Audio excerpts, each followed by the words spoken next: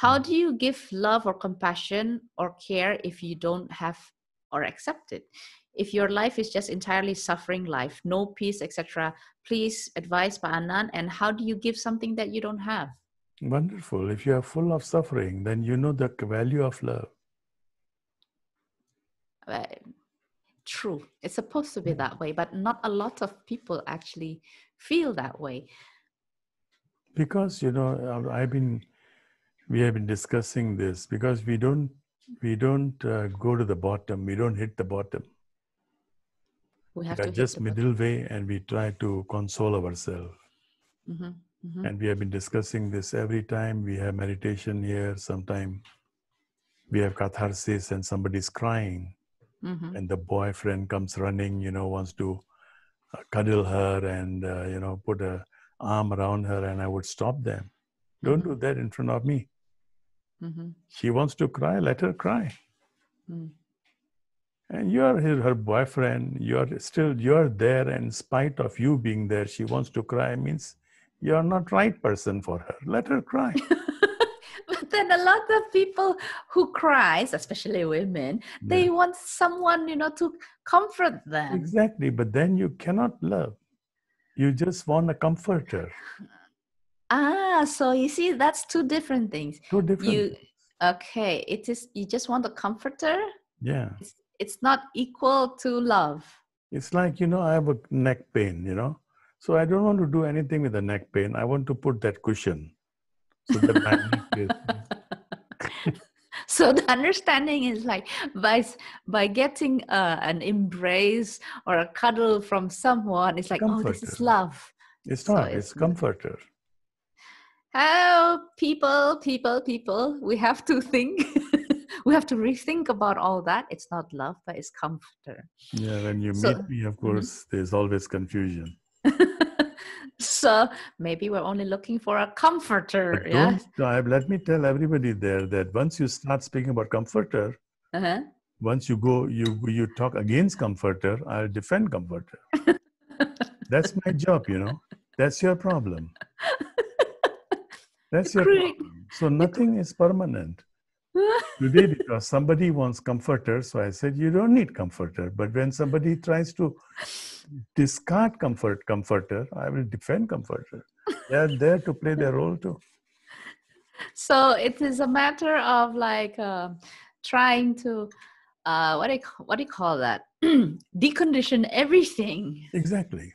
Unlearn, the process of unlearning. The very first thing I got from my master was, you come here not to learn, but to unlearn. And I really held upon that. I dropped everything else. Okay, now here I am learning.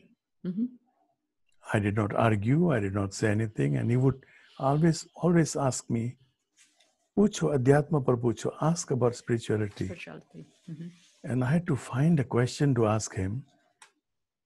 And finally, one time I said, but Swami, I have come here to learn. And he used to play jokes. He used to ask simple question, and we would all be, you know what is the way to God? And we are all dumb, you know. The whole group, I'm the head of the group leader, I'm also dumb, not speaking anything. And then he said, Bangaru means darling, you have forgotten my teaching. I've already said so many times. Start the day with love, fill the day with love, end the day with love. That is the way to God. Yeah. So it's love. Foundation. I'm just telling you that these are the teachings, the basic teachings, which we keep forgetting. Because it sounds simple, but exactly. That is spirituality. Once it is not simple, it is no longer spirituality. This is interesting. There has been a study, a research, I forgot from where. So many problems in the world actually are caused because a lot of people suffers from pain, right? That people experience, that they're so closed up and not wanting to receive love, not wanting to, they want to receive love, but they cannot open up themselves to receive love. and hence many sufferings. But how come you were saying, suffering makes us realize love, but this is actually the opposite. Suffering closes. No. They're midway. You keep forgetting. Mm-hmm. They don't hit the bottom. Yes, they don't hit the bottom. They Exactly. don't hit the bottom. They are midway. Then they start finding some comfort. Somebody's getting comfort from chocolate, from ice cream, from cookies. Somebody's getting comfort from theaters, go to movies. Mm-hmm. Somebody's getting comfort in the pub, in the bar. Mm-hmm. Somebody's getting comfort from any other source. So we are looking for comfort. So that's that. And if just a little pain, and then you retract. Retract. Right? The moment you retract, then that's it. You don't hit the bottom.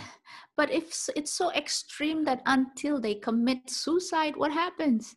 Exactly, because when that comfort zone is no more there, the one who is comforting, you get bored of it, You get bored of it, and then you find no other way, and you either hurt yourself or you hurt others. You become homicidal or you become suicidal. Both are the same. Oh God, that's true. Both are because anyway, you're not actually living if you're homicidal and all that, because you're not actually living. Exactly. Right. Okay. Does that mean the phrase living fully comes from, experience suffering till you hit the bottom and then only you realize love? Is that what you mean by living fully or not? Live fully in the sense that when suffering is there, you go into it, and then you don't bypass it. You go into it and you find the reason for it. Mm-hmm. You find the reason. You just don't stay there, You find the reason. You find the way out. So, it's one package. It is not just hitting the bottom, but after hitting the bottom, to use that source, that force, to bring you back to the surface. So use that force to bring the surface. Does it? Okay, this is interesting because I was like randomly opening this book, 108 Power Pills of Wisdom. And it says, a lot of people has guilty conscience. And let me just read it. A lot of people has guilty conscience, right? Some can transform it into correcting the wrongs to be correct, but a lot of people are actually stuck with the guilt itself and not going anywhere, maybe going downhill. So in here you mentioned use guilty conscience as a tool to transform, to make a wrong deed into a right one. Having achieved that, drop the tool. What do you mean by that? Drop the tool, of course. When you achieve that guilty conscience has been dropped also. But how do you transform it? How do you transform it? I don't know. I don't know, but because this I think is a natural process to me. Mm-hmm. Natural process when you feel so sorry about doing something. Now, the problem with the new books nowadays is they tell you not to feel sorry about yourself, not to have guilty conscience, But when you feel sorry and you think not only think, you have made a mistake, then naturally, I think it's a human trait, the human nature.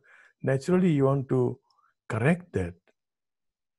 Yeah, unless, like Krishna says, that you're born out of a demoniac nature and then you don't want to correct yourself.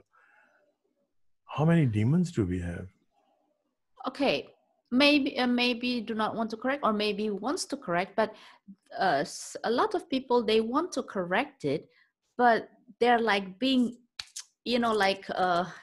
hitting a wall that they cannot correct themselves, and they feel frustrated about it. It's the ego. They can correct themselves. There's no such thing as a person cannot correct himself or herself. It's the ego that is hindering. So again, it's all about that is not willing to accept that I have made a mistake and I want to correct. And then because that ego is coming up all the time, then you're stuck there. Yeah, from Mama.